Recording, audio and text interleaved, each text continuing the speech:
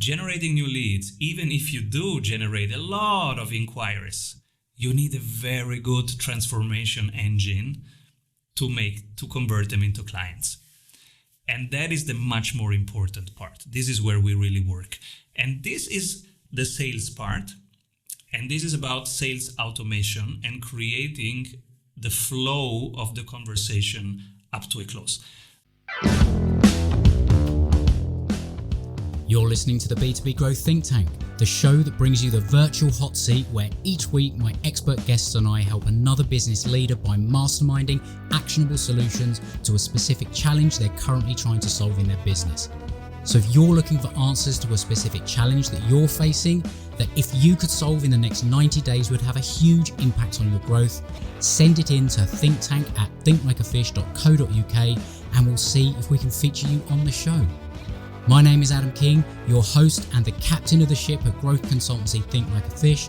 And if you're ready to rethink what's possible for your business and discover the growth strategies, advice and insight to turn this new vision into a reality, let's get started.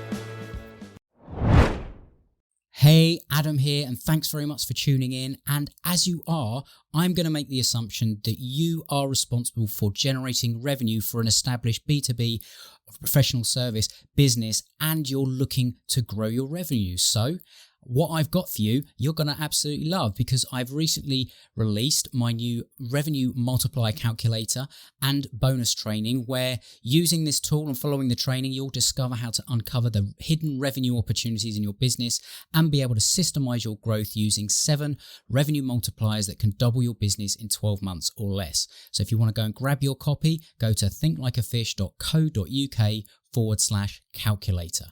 Now, on to today's episode. Hello and welcome to the B2B Growth Think Tank.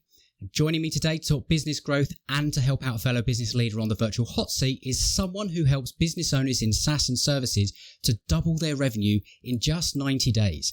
In fact, he not only helps people do this, he guarantees it. Now, that is one hell of a prospect for anyone hearing this. So I'm hoping that you're as excited as I am, because he is the CEO and the founder of Strategy Sprints, which is a global team of certified Strategy Sprints coaches, which I'm sure when he named his company didn't expect it to be as difficult for me to say anyway, which offers a customized strategy to help clients gain market share and work in weekly sprints, which results in fast execution. He's also a Forbes Business Council member, a contributor to Entrepreneur magazine, and a member of Duke Corporate Education and the host of the Strategy Sprints podcast. Now, as I am sure that you're itching to hear from my guest after I talked about the guarantee of doubling revenue in 90 days and to find out exactly how he does it, I'm not going to make you wait any longer, because I am just as excited as you are to find out. So I am delighted to welcome my guest, Simon Severino, to the show. Simon, how are you doing? Hello, Adam. Hello, everybody. I'm excited to be here. It's an absolute pleasure to have you. And I mean, to be honest with you, I want to just dive straight into this, because you guarantee to double revenue in 90 days. How can you make such a promise? Everybody asks me this. I am on 4 podcasts per day and everybody is excited about that. I will tell you right now how we do it, and you will see it's not even that hard.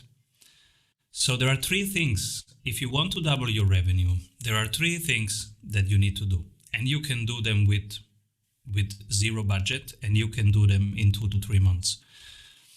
The first one is to increase by 25% the conversion rate of your existing relationships. So you don't need new leads. Existing relationships, increase the conversion rate by 25%. And I will give you really nitty-gritty step-by-step tips how you can do that right now with zero budget this month. Then the second thing is to increase the price by 25%. That's a little bit harder, and it depends if you had really so far a scientific is maybe too much, but a structured way of finding your perfect price. Most people do not know how to find the perfect price. So we have a very structured process, and we help them find the max price by having a better positioning in the market. So 25% price up is the second thing. And that is a little bit harder to do alone, but it's easy to do with the pro. And then the third thing is the frequency. So the sales cycle time from awareness to closing, which can be 2 months or 6 months, depending on the context. B2B is longer than B2C. If you reduce that sales time by 25%, and now you add these 3 improvements together, you have a plus 99% in revenue. Now, I mean, that is an incredibly refreshingly simple way to look at how to grow a business. And I think that a lot of us in this game, we will overcomplicate things. So as I say, it's refreshing to hear somebody come up with a way of doing things that is so simplified, and it's easy to grasp and easy to understand, because it is maths, it is numbers, it is metrics. And I guess that the first thing that you would need to understand is actually where you're starting from. And I'm assuming also that you can't necessarily do this for everyone. There has to be a certain baseline starting position where people are for you to be able to apply this formula to somebody's business. So what sort of business would benefit most from thinking in this way in your experience? The best results in our program are from small teams that are doing around 35K monthly recurring revenue or monthly revenue.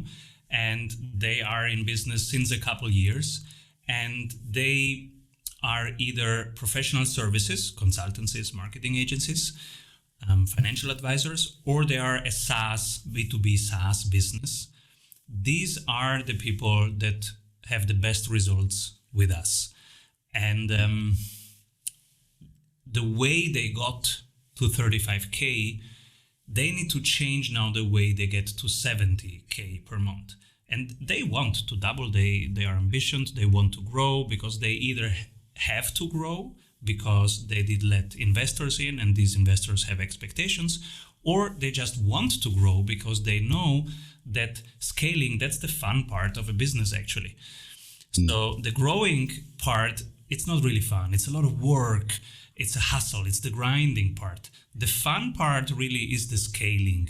When you got some traction and now you eliminate the blockages, and usually the founders become now the bottleneck. So you are the blockage. You have to find now a more scalable, a better way. You have to fire yourself from fulfillment, from operations, and find a more scalable business model. For example, I have fired myself from operations 2 years ago, and now I am 2 levels above fulfillment.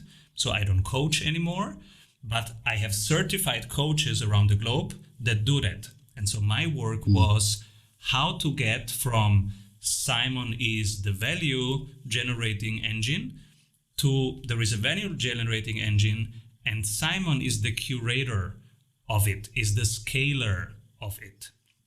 So I had to do some work around business model.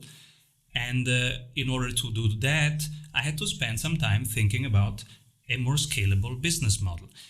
And then when you get that, then it's fun. Then you see the excitement. What you are seeing right now with Bitcoin, with Ethereum, that's exactly the fun part of a business. When you see the scalability going on, the network effects, other people adopting it, developers saying, I want to work here.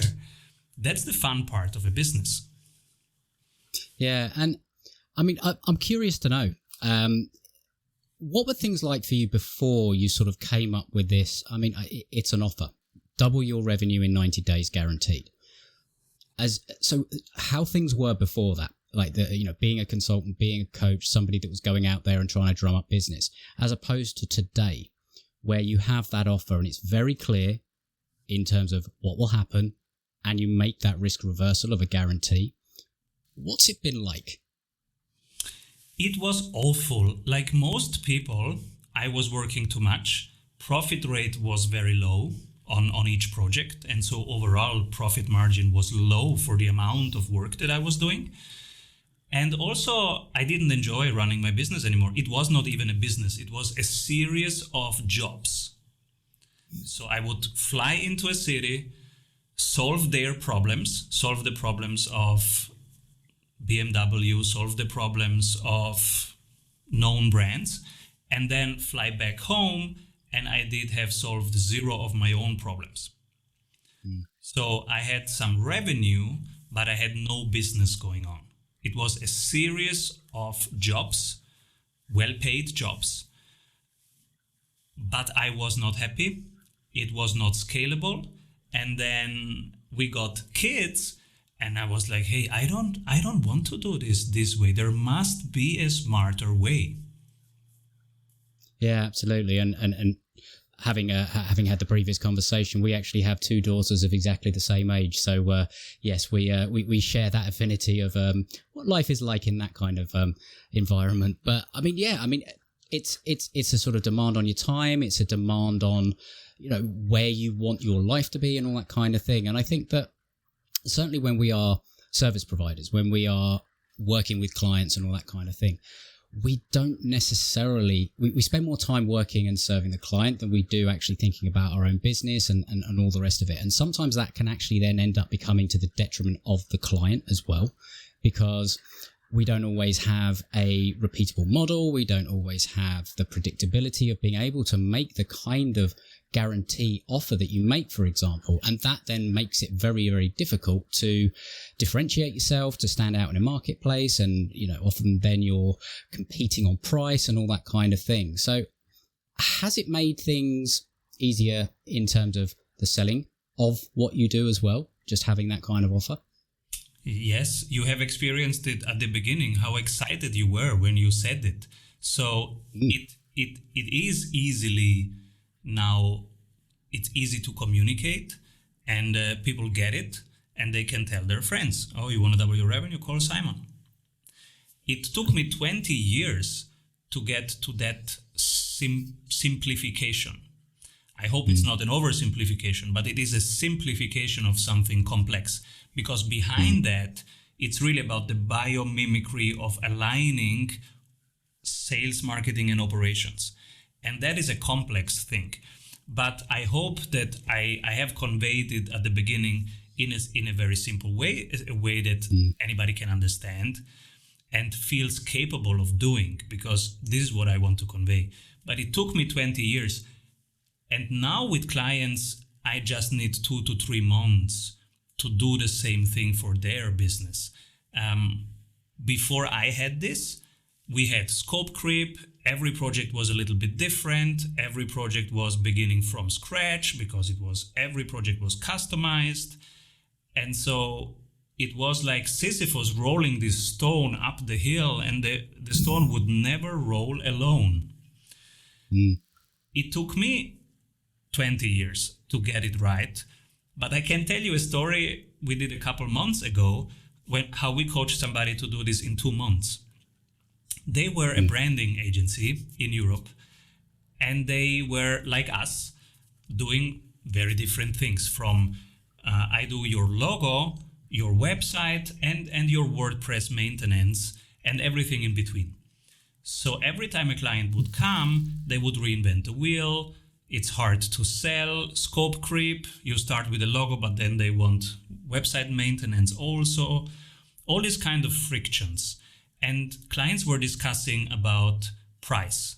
And can you do this faster and a little bit cheaper? Can we do 3 hours less? Which is a very bad sales conversation to have. You don't want to talk about this. You want to talk. Well, you're certainly not in control of the conversation, are you? You are not in control, and you talk about details. This is not important. The important thing of a sales conversation is, do you see me when you talk to me? Do you get me? And can you help me? If you see me, if you get me, and if you can help me, I'm with you. Come on, let's do this. Yeah, I think a lot of people can feel like they're order takers, and that kind of process that you've described, you're kind of an order taker. It's like, yes, sir, I will do that, sir. No problem, sir. 3 bags full, sir. It's kind of like that is that sort of process. And it's very hard to stand out and be different if that's the way that you are kind of presenting yourself. It's like, here's the menu of services that we have. What would you like? There's no advisory in there. There's no consultative. There's no diagnostic. There's no prescription. There's no really getting to understand the problem and all that kind of thing, which is what I think a sales conversation really is about. It's not necessarily about making the sale. It's about actually diagnosing the challenge and the root cause of a problem, and actually then being able to say, well, based on what we've discovered here, these are the steps that we would suggest. Now, sometimes it might not be with you, and that's a good thing. Absolutely, yes. One of our current clients is Anthony Iannarino, and he wrote this book, The Lost Art of Closing, that is exactly what you just said in 10 steps, the 10 commitments that you want to achieve in a sales conversation. And he says, sales is not selling, has never been selling. It has always been a consultative process of getting to a better understanding. And this is the only chance you have in B2B. They don't know the product. They just know if you get them. Do you get me? Can I trust you? Can I move on with you? Should I move on with you? Can I commit? Can I commit to change? Can I commit to evaluate? Let's go. I think that as well, a lot of the times when it comes to the sales process and the sales conversations, one of the things that I've certainly been guilty of the past and have had to sort of get rid of myself is you spend a lot of time almost trying to show how much you know. You kind of go into a lot of detail, and it's kind of like you want to show off and show your expertise and all that kind of thing. Whereas actually that is the total opposite of what you should be doing. Because I guess the real sort of idea of selling is not to show off how great you are, but it's to show or give an example of how that you totally understand someone and give them an idea or an experience of what it would be like to work with you. And I think that is a way of looking at it. They don't care how much you know until they know how much you care. First, eloquently put. First, they want to really feel that you care, that you're listening, that you're... Yesterday, a client told me that a big consultancy called them and said, yeah, I have exactly what you need. And then I understand your market so well. And he made a couple probing questions and realized they have no idea about his market. And so that was a lost sales immediately. A good sales conversation is really about, do you see me? Do you get my problem? Are you really the right person to continue our conversation? Should we continue our conversation? Do I commit to change? Do I commit to reviews? Let's go. That's the sales conversation. And to finish the agency example, they started with a wide array of offers. And so they had the same problem that I had, that every time you have different starting points, scope creep, low profits. And now in the first month, I just asked them, let's pick your favorite client and describe me what did you do in week 0, in week 1, in week 2. And they said, no, it's much too complex. Okay, let's just pick your favorite client. What do you do in week 0? Asking them 10 questions. All right, I wrote it down. What do you do in week 1? We create a 7 seconds video for the hero section of their website. Okay, what do you do in week 3? What do you do in week 6?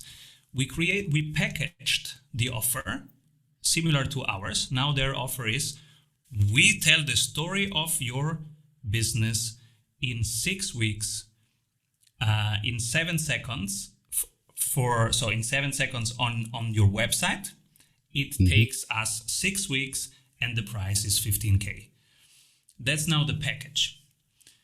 What happens is they have a much simpler conversation right now. Sales is much easier. And in the back end, they can still do many more things if they like the client and if they want to go deeper with them. And that's 50% of their clients. The other ones, they just have a very standardized entry point, and that has made sales easy, operations easy, hiring easy, onboarding easy.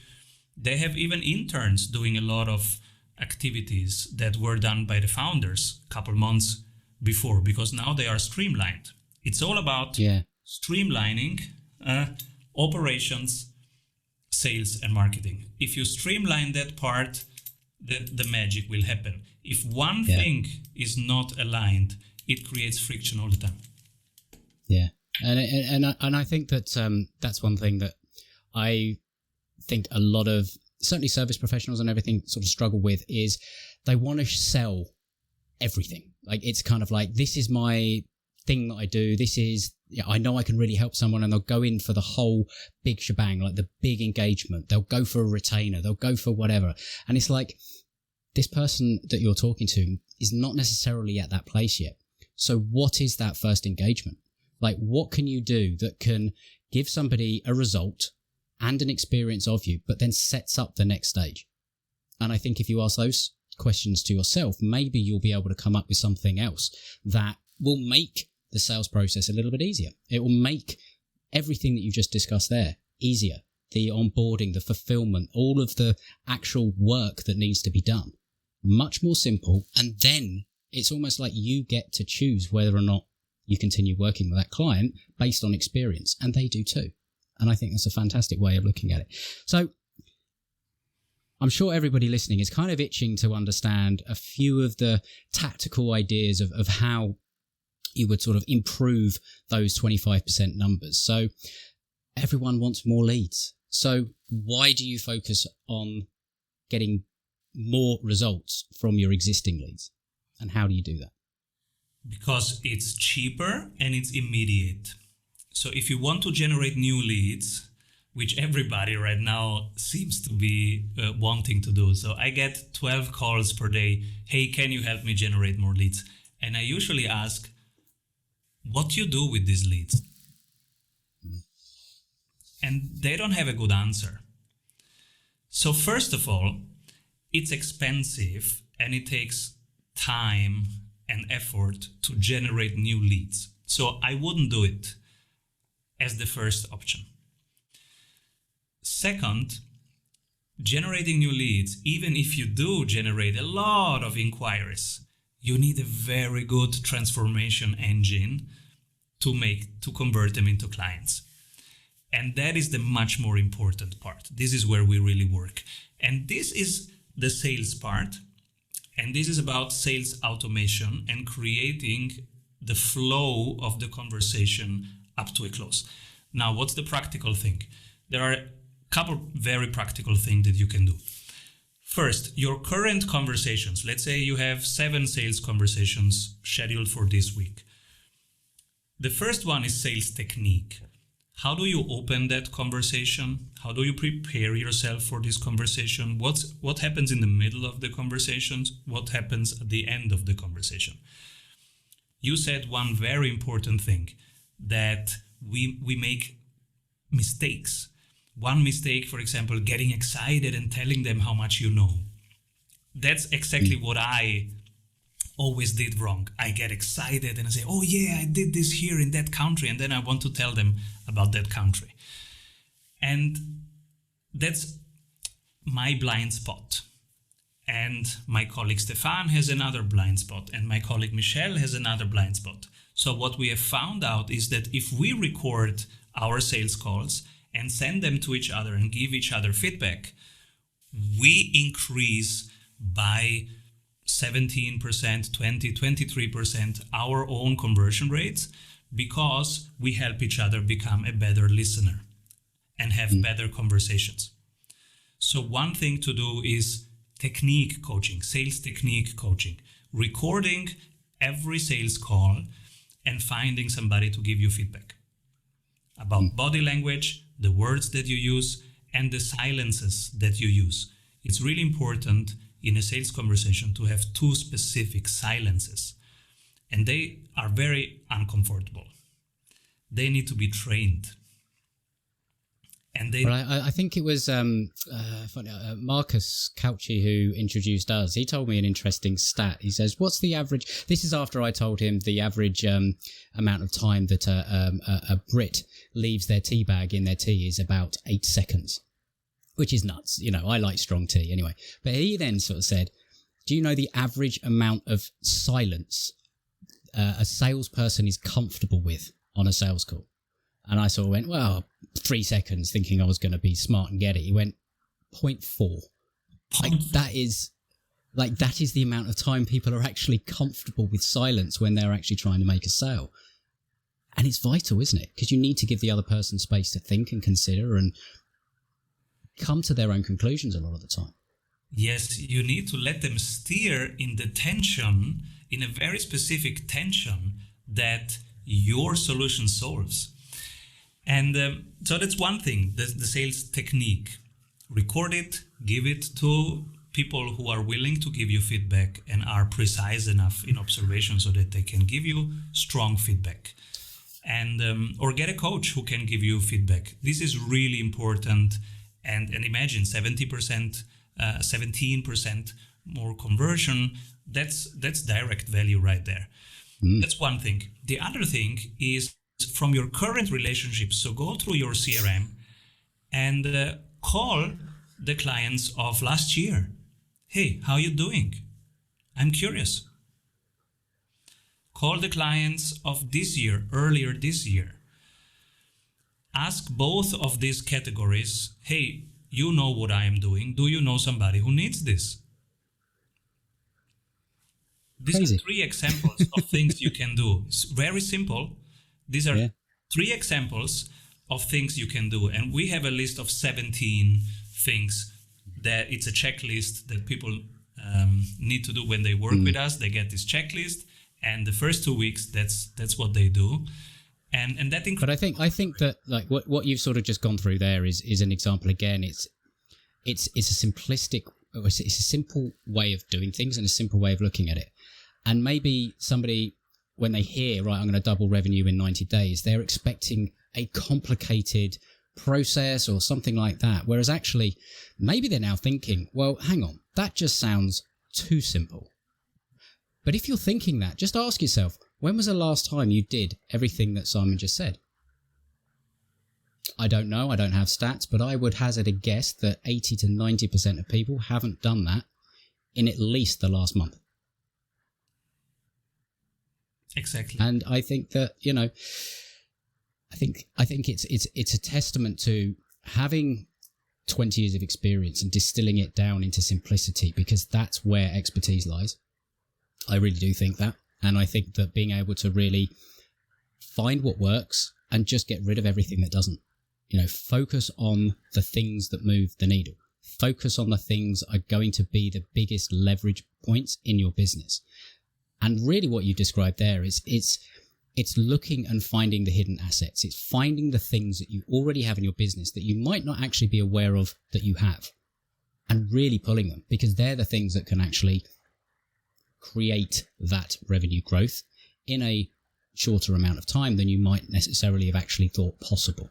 So I just wanted to sort of frame that a little bit, because I love it. I mean, I'm all about simplicity. I'm all about getting to the heart of what works and just getting rid of everything else, because Mr. ADHD boy here will get distracted by every single shiny object, but actually focusing on the things that work, that's the most important thing. Most of us entrepreneurs, we are excited and we like that excitement, and we see opportunities everywhere. So we tend to start too many things at once before the others are completed. And you really just need a few processes really dialed in and improve them every week. And you can run a global company with just 4 hours per day if you focus on the important things. And in sales, the important things are really the conversations with the people you seek to serve right now when they want to talk. Absolutely. And I actually think this is a good point to go into today's Virtual Hot Seat Challenge. Hey, it's Adam. Now, just a quick one before we dive into today's Virtual Hot Seat, because as the core philosophy behind the show is a rising tide lifts all ships, I'd love to invite you to come and hang out with me, my guests, and other business owners and directors of established businesses with a track record of providing good, solid service and a positive reputation in their market inside the B2B Growth Think Tank community, where we all connect, solve problems and help each other grow more profitable businesses. It's free to join, so come along, join us at thinklikeafish.co.uk/think tank group. I look forward to welcoming you, but first, let's get to today's virtual hot seat. Totally not manufactured in any way, but I actually think that this challenge is going to be a good sort of talking point around your step 2 here, because what this is, and for those that haven't listened before, the virtual hot seat is where we have a listener that sent in a challenge or a question around something that's going on in their business that they're either looking to solve, or it's an opportunity that they're looking to maximize. So today's virtual hot seat question and challenge is, my challenge is that as a digital agency, we have a menu of things that we can do for clients. And this means that everything that we do is customized to each client. And this makes both the sales cycle and the delivery of services longer and unpredictable. And it also means that we're often price compared against other agencies, we're resource heavy, and our margins are tight, which means it's a real challenge to scale. So how do you create a repeatable and scalable service that clients want to buy, pay a premium for, and gets them results? So, I mean, to be honest, some of that I think we've already covered in the conversation. But thinking about things from sort of point 2 that you make, like, first of all, what comes to mind when you hear a challenge like that? This is the typical challenge of every professional service. Every agency has this problem. First thing is to really dial in your target audience. So who are you here to serve? We have 10 questions that we ask, and it starts with demographic, right? Like really their age and gender, etc. And then we go more specific. What keeps them awake at night? What do they want to move forward? What do they want to avoid? What do they hate? What do they love? And then you really understand one avatar. You have one avatar in front of you, and every email that you write to this person. Like, I see the person. Our avatar is 39, is male. I see this person. Whenever I do a short Facebook Live, I talk to that avatar. Whenever I write an email, I talk to that avatar. I don't have 1,000 clients. I have one client 1,000 times. So the first thing is to focus really on who you serve. And that's the hardest part, because they think, oh, if I focus too much, I lose a ton of revenue. It's not true. Everyone hates it. Everyone hates having to do it. You know, just the idea of it, first of all, and then the actual exercise of really getting to understand that client. And people will tend to maybe do some guessing and all the rest of it, whereas actually all you need to do is go and find that client that you've already served that fits the model that you want to serve moving forward, and talk to them, ask them questions. You know, you don't necessarily have to do this in a bubble and actually figure this out yourself. Just go out and talk to your clients. Like, that's the best way to do it. Exactly. So he runs already a digital agency. They have already clients. It's just the exercise of pick your favorite. And right now it's more of a gut feeling why they are your favorite. But when you do this exercise, you will find out the criteria that makes them your favorite client. And some of them are intangibles, but try to find them out. It's the way they approach the project. So find these things out and write them down. Now you have done step 1. Step 2 is to package the offer. Imagine it's in a shop and it's a product. And so how does it look like? What's the package? What does it say up here? And if you take it in your hands, what's the weight of it? So try to make the intangible offer a tangible offer. That's why we say we double your revenue in 90 days. Because something very intangible, like we understand where your team is and aligned operation, sales, and marketing, that's very intangible. But if you say 90 days, double revenue, that becomes tangible. So the same... Well, that's the power of an offer, isn't it? And you don't get to that, first of all, until you've done that first step, which is understand your ideal client. But second of all, you need to be able to understand that client, but in the context of what problem are they trying to solve and what result do they want without that problem? Because that's when you can craft that offer. That's when you can say, double your revenue in 90 days guaranteed.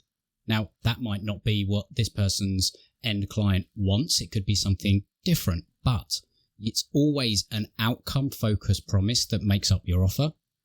It's not a service. You're not selling a service. You're selling the transformation. You're selling that journey from point A to point B, or you're selling the understanding that where you are now compared with where you want to be, there's a gap, and you fill that gap, and that's what you do. How do you communicate that? Exactly.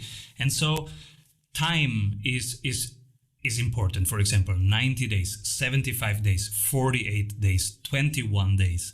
I have just embarked in a mental toughness challenge, and mental toughness is something really intangible, but they have done a great job of packaging it. They said 75 days, and then your mental toughness is on top. 75. And this 75 has made it easy for me just to click and say, okay, let's go. And I started immediately. There's a start point and there's an end point. And it's kind of like, right, okay.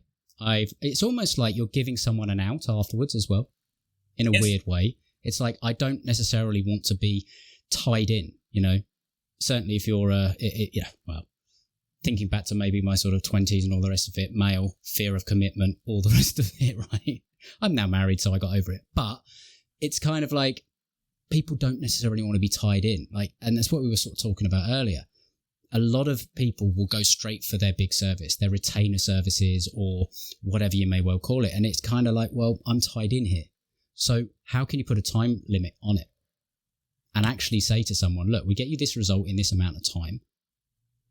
And then you can kind of decide what you want to do after that. But we will solve this one problem for you. And I think there is also an additional part of it. So one part is you make the intangible tangible and you give this freedom. Okay, it's over after that period. The second part is you immediately install trust in me, because if you know exactly the days that it takes to get to that results, that means you have done it 100 times.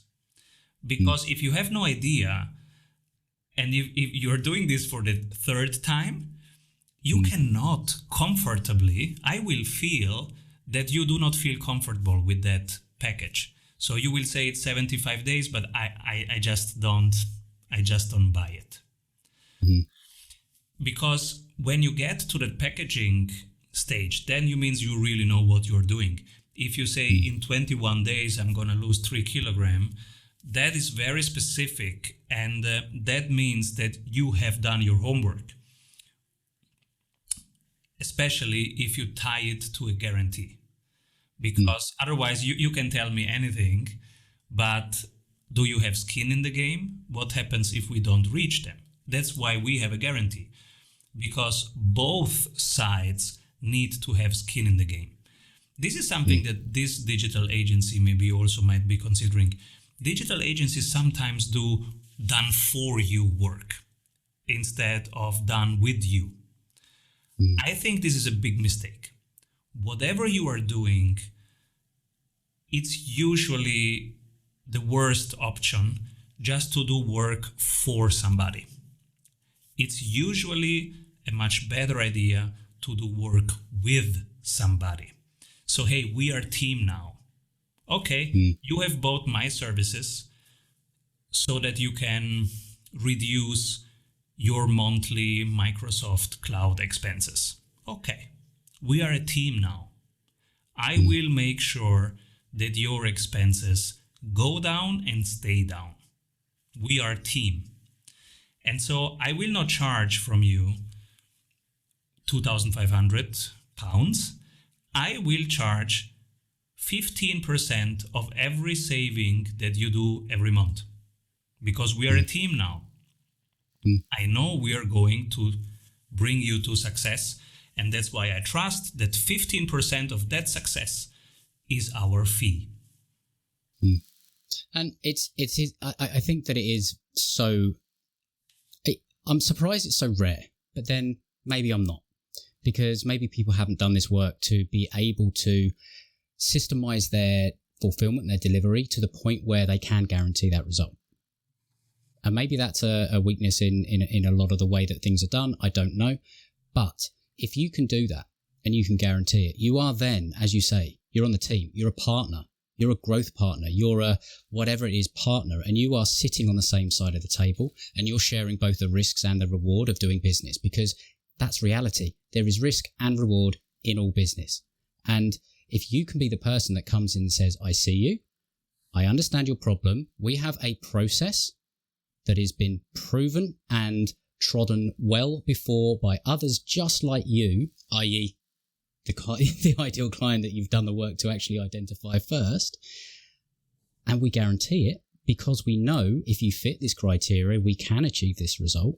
It's kind of a no-brainer. Like, that's the power of an offer. Absolutely. And now you have packaged the offer. Now we go to the price. So try to find time, kilogram, something really tangible to make the intangible more tangible. The next thing is the price. Price is a bit harder. Price is actually quite a science to get it right. But for a small agency, there is one thing that works quite well. It's a structured process we have learned from the Y Combinator in the US, which has a ton of experience in helping startups find the right price. And that is, you increase your price by 5% with every new user. 5% increase with every new user until you hit the sweet spot, which is around 40% of lost closes. And you don't have to have a lot of emotions in there. It's a very numerical thing. You just check the numbers and you find your max price. For a while, that will be the best price you can achieve. But then you have still the problem that he is mentioning, that he gets compared against other agencies. You have to swim out of that problem. And that means you have to go from a red ocean to a blue ocean. You have to swim out of the comparability. In order to do that, you have to put another 30 minutes of work in. And in these 30 minutes, you compare the alternatives your client can have. So if they don't pick your solution, what else can they do? And we have a structured way that I can share with your audience of how we go through it. And 30 minutes later, you have found your uniqueness. Now with that uniqueness, you refine the message. And now when somebody compares you, they don't compare you against other agencies. They compare you against what else they can do. Because you have found your uniqueness. And that is, that whole piece is so important, because it's very difficult to tell the difference from somebody on the outside of the industry. It doesn't matter whether you're a digital agency, it doesn't matter whether you're an advisor of, financial advisor, it doesn't matter whatever it is you do. They don't understand the blood, sweat and tears it's gone into qualify to get the qualifications, the experience and all the rest of it. You're just one of a number of people that say they can do what you can do.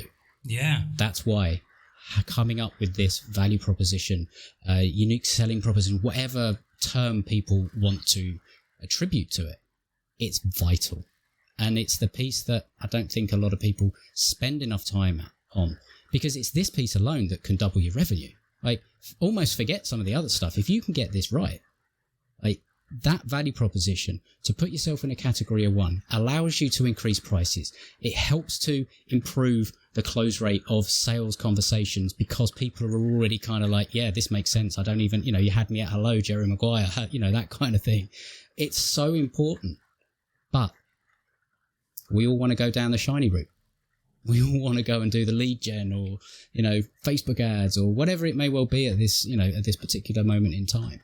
So, I think that has been incredibly valuable. Like just the insight into the thinking, and I hope that if nothing else, that causes this person to sort of think, right, how can I think about this problem in a new way, and how can I take some of the steps that Simon's just sort of gone through there and really sort of understand? Because yes, I think the offer is the important thing. Understanding the client, understanding the problem, designing a solution to get the result. Like that is 90% of your problem solved when you've got there. The other thing then comes into the scalability side of things, and the repeatability of all the rest of it. And I know that's something that you've managed to solve, and it's what you've done with the certified coaches side of things of the business, isn't it? And you've scaled the unscalable by bringing people into your methodology. So I'd love you to just sort of go through how that works, because that will also give a great example for maybe other people that are in a similar situation. Sure. We think everything is scalable, actually, if you put in the right work. The equalizer example, people can really download it if they want at strategiesprints.com/equalizer. It's half an hour. It's exactly what we do as a team every month to refine our uniqueness. And when you have your uniqueness, it really takes 30 minutes per month. Then you spend more where you're winning, and you spend less where you are not winning. That's the dynamic budgeting every month. Put more investments into where you are winning against your competitors, and cut costs where you are not winning. By doing that, you will be more and more and more and more incomparable from month to month. And one example is a designer. Designers are all comparable. But if you do your things right, you are not comparable as a designer. Imagine calling Stefan Sagmeister in New York and saying, I want you to do my website. In that conversation, at no moment in time, you will compare him to other people doing websites, because he has done the work, more than half an hour, to carve out his uniqueness. And so the first time you see his work, you know automatically what he stands for. It's like Picasso. They have, as an agency, of course, he doesn't do it anymore. He has scaled the work. He's just the idea person now and the spokesperson. But every single designer that you get, if you work with his team, will exactly live and breathe this idea and implement exactly the impact that you want from a Stefan Sagmeister work. And he will never be on the project, but you will always get the impact that you wanted in the first place. And that's one example. And we do it with half an hour of the equalizer. Well, I'm certainly going to get my wife to have a look at this exercise, because she's a designer. Yes. I'm going to get her to sort of like follow through on that one, because that's it's a lovely example. And I did the same thing. Now your question is, how did we scale? I did the same thing. First, I was doing the work, understanding the client. As you said, 90% is understanding the client and understanding what that one little superpower is that you have. And then really cutting away everything else, because then that little superpower can spread and become a huge superpower if you give it enough room. So what I did, I fired myself from operations. As soon as we had 60 clients that gave me a super fan Google review, that was my limit. I said, I want 60 super fans Google reviews. Then I'm out, because then I know this thing is working. Yeah. And I was counting every single one, every day. And I was, 35, we're getting there. It took me years. But then when exactly 60th review, super fan, I said, all right, I'm fired. I booked a coach, a business coach, and they helped me fire myself from my own operations. That was 2.5 years ago. And now I have created a scalable model. So people come in, they were the head of Google, sales head of Coca-Cola. They are teaching in California, they are teaching how to run companies. They have scaled Uber Eats. They are really, really good entrepreneurs in the first place. They come into our team of Avengers, and we teach them this methodology to raise 25%. And they get it quite quickly because they understand scaling businesses. And then they make magic happen. And every Monday we come together and we discuss all clients. And once a month, that's called the Sales Ninja round. Once a month, I teach them on how to rock their country, because they are in different countries in the world. And it's a franchise system. So I help them really dominate also their market and enter more markets. And that's the Sales Ninja round once a month. Well, I mean, that's a great example. And I'm glad that I sort of got to cover that, because sometimes we all just think there's only one way to scale a business, and that's to hire more staff, take on more overhead.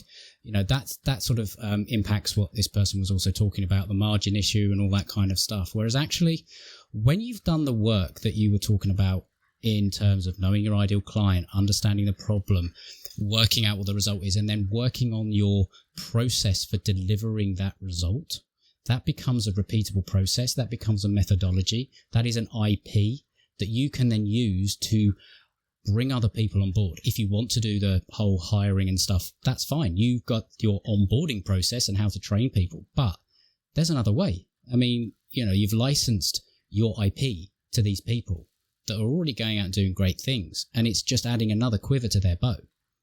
And you're able to scale what's in your head because you've taken the time to actually process it, to put the steps down and then put it in a way that actually is easy to understand. It's simple to execute for people that actually go through the process of learning it.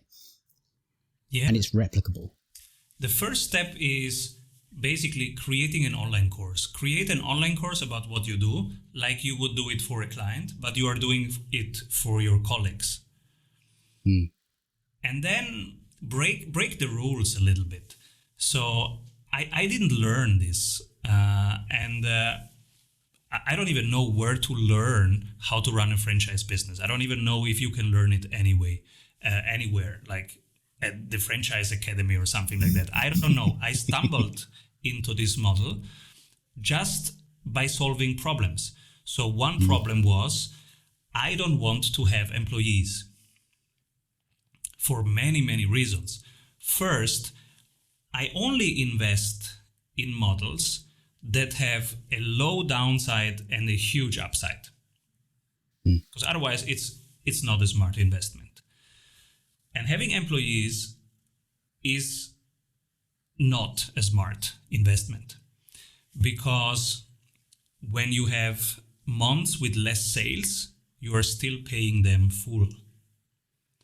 And when you need to scale, it's too slow. It's not scalable. You cannot hire 200 people in 1 week. It's impossible. So it's far too slow. So you don't have the downside and you don't have the upside. So I don't do that. It's same thing with investments. I always look at the downside. Is the downside really minimal, and is the upside infinite? That's how I do think about investing anything. Time, money. And it also it takes such a long time to get a return on investment on a hire, because a lot of the time it comes with recruitment fees, and it comes with overhead, and it comes with equipment and all the rest of it you need to sort of obviously invest in. But this is a great, for anyone that's sort of maybe discovering this as an idea. I mean, just go and check out what Simon does. Just go and check out the website, look at strategysprints.com. And you've mentioned the Equalizer tool as well that is there that you can get, and we'll put all the links in the description. But there's also an entire page there with some of Simon's tools that we didn't even get into.